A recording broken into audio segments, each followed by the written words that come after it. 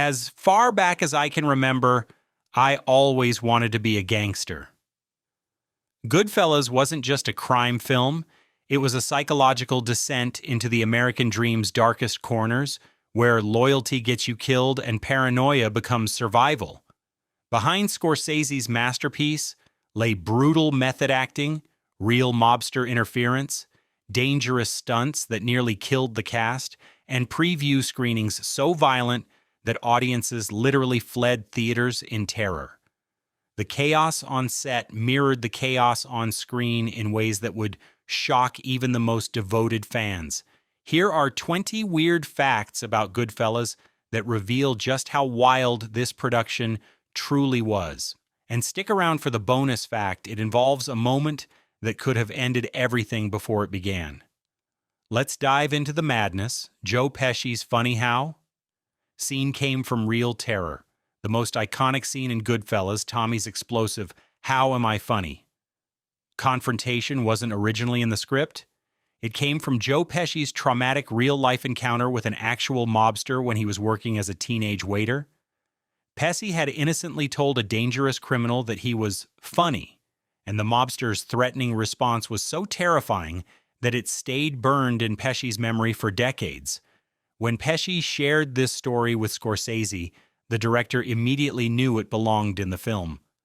What audiences see as brilliant improvisation was actually Pesci reliving one of the most frightening moments of his youth, channeling genuine fear and unpredictability into Tommy's character. The cast never knew when violence would erupt. Scorsese deliberately kept many violent scenes out of the shooting script, ensuring that the supporting cast's shocked reactions were completely authentic.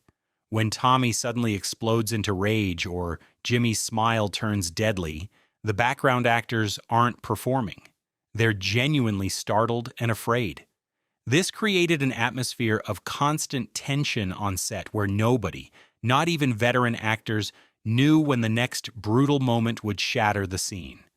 Scorsese turned his film set into a psychological minefield that mirrors the unpredictable world his characters inhabited. Ray Liotta's rage scene was fueled by personal tragedy. During the filming of Goodfellas, Ray Liotta's mother was dying of cancer, and he channeled his real anger and grief into Henry Hill's violent outbursts.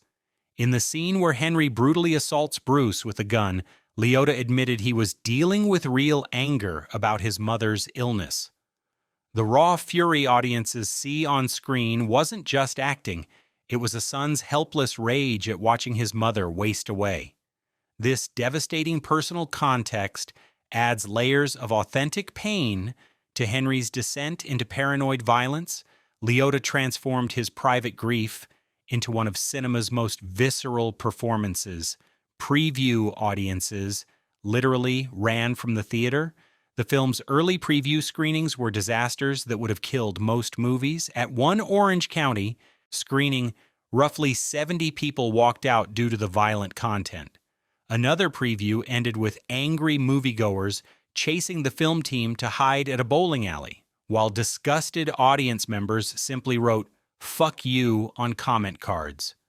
What's now considered a masterpiece was initially so brutal that regular audiences couldn't stomach it.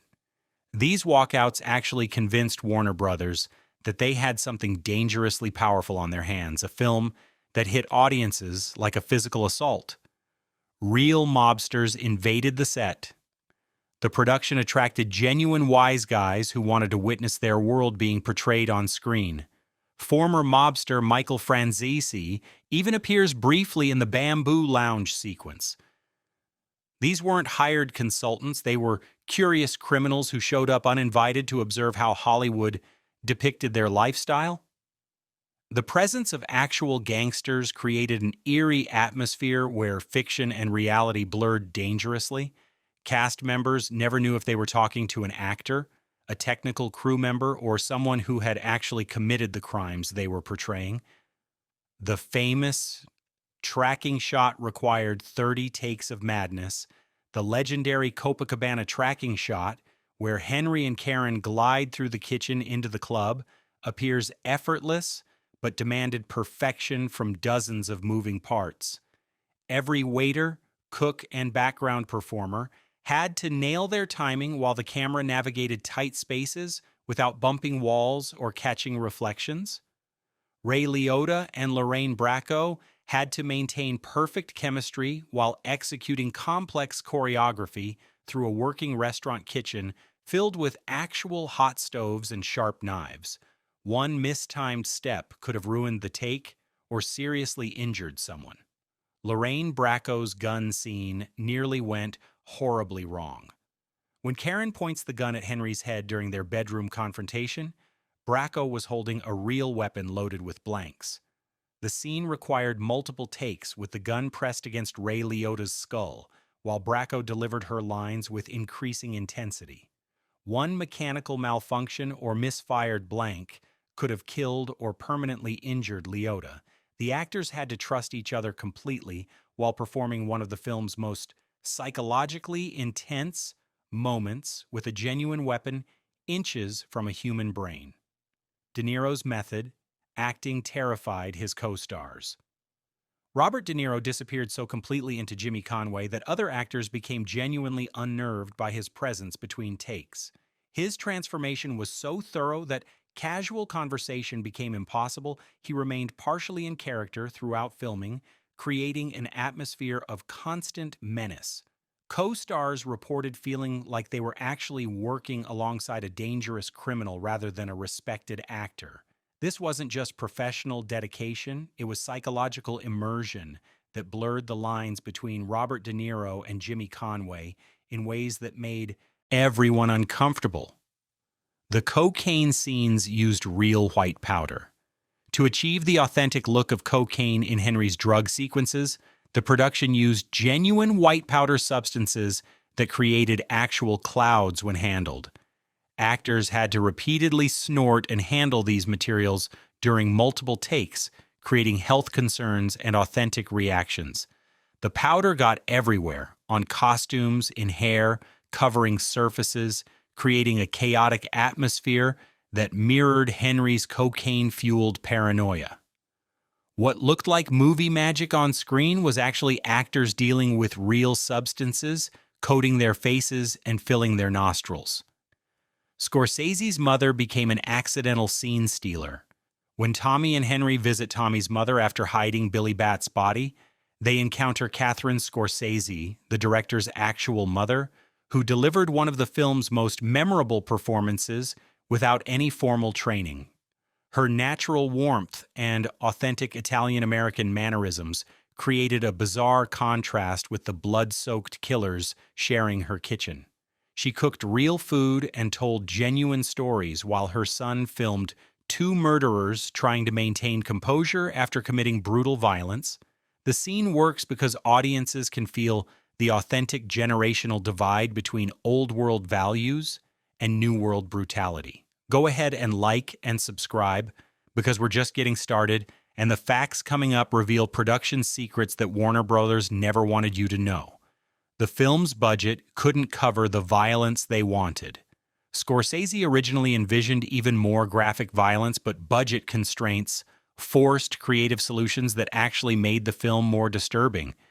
Instead of expensive gore effects, he focused on psychological impact and suggested brutality that audiences' minds filled in with worse imagery than any special effects could create.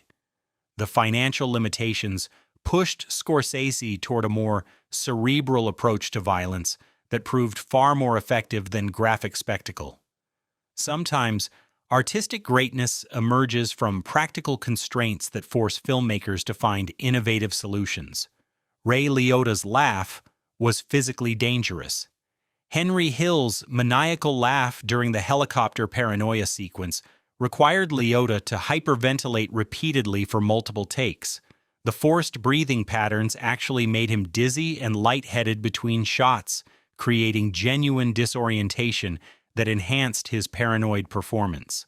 Liotta had to be monitored by medical personnel to ensure he didn't pass out during filming.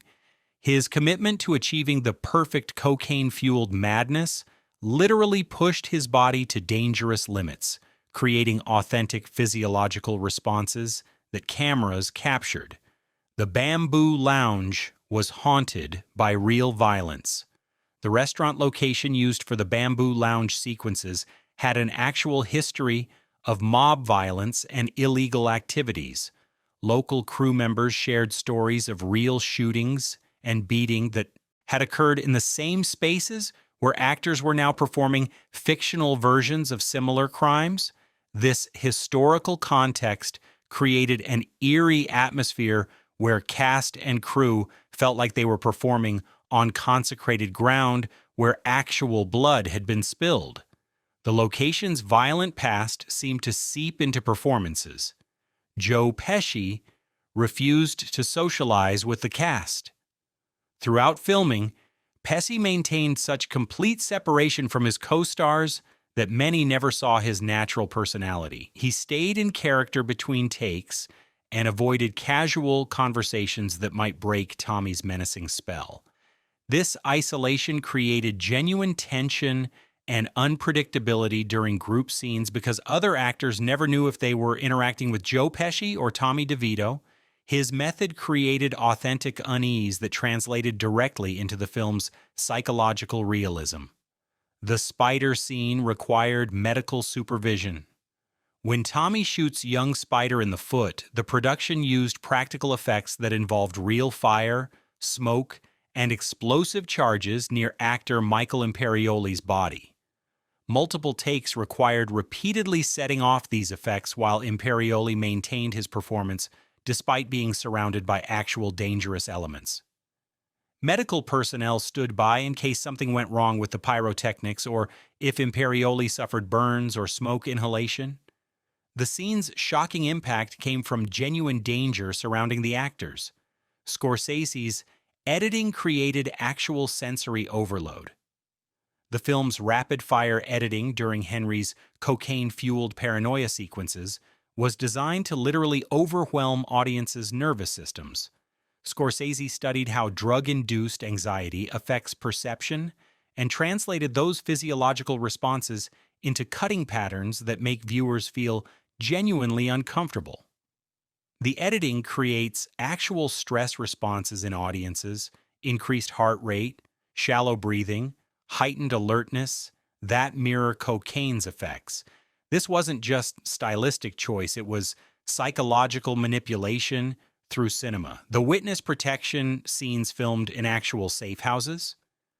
For the film's ending, production gained access to real witness protection facilities and safe houses used by the federal government. Cast and crew filmed in locations where genuine informants had hidden from mob retribution, surrounded by the same bland government furniture and security measures that protect actual witnesses. This authentic environment influenced the performances, creating a genuine sense of isolation and institutional protection that no studio set could have duplicated. Paul Sorvino's heart condition nearly ended filming. Paul Sorvino's intense method-acting approach to Paul Cicero triggered genuine cardiovascular stress during emotionally demanding scenes. His commitment to the character's authority and menace raised his blood pressure to dangerous levels, requiring medical monitoring throughout production. Sorvino had to balance his artistic dedication with his physical health, creating additional pressure during already intense filming days. His performance carries the weight of real physical strain. The prison cooking scene used actual contraband techniques for the prison sequences where Henry and his fellow inmates prepare elaborate meals. Production consultants taught the actors genuine methods that real prisoners use to cook with limited resources and smuggled ingredients. The techniques, tools, and ingredients shown in the film represent actual contraband cooking methods that could have gotten real prisoners in serious trouble. This attention to authentic criminal detail extended throughout the production, creating layers of genuine illegality within the fictional story. Warner Bros. Executives wanted to cut the film's most famous scene. Studio executives initially demanded that Scorsese remove the funny how sequence because they worried it would confuse audiences and slow the film's pace. They couldn't understand why audiences needed to see Tommy's psychological instability when the plot could advance more efficiently without it. Scorsese fought to preserve the scene, arguing that it revealed essential character dynamics that made the entire film work. The studio's opposition to what became the movie's most quoted and analyzed scene shows how often executives misunderstand what makes great cinema work. Joe Pesci's final moment in the film, where Tommy suddenly shoots directly into the camera after being made, wasn't in the original script. Pesci suggested the shock ending as a way to make audiences jump one final time, breaking the fourth wall to remind viewers that they'd been voyeurs watching real violence and brutality. The gunshot represents Tommy's final act of aggression, aimed not at another character, but at the audience itself for enjoying the carnage. It's Pesci's acknowledgement that everyone who watches Goodfellas becomes complicit in the violence they've witnessed, making the film's final moment a direct accusation against the viewers who found entertainment in brutality.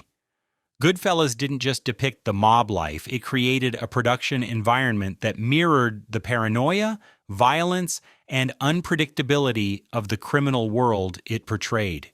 The film's authentic power came from methods that pushed actors, crew, and audiences to their limits, creating a masterpiece that still makes people uncomfortable 35 years later.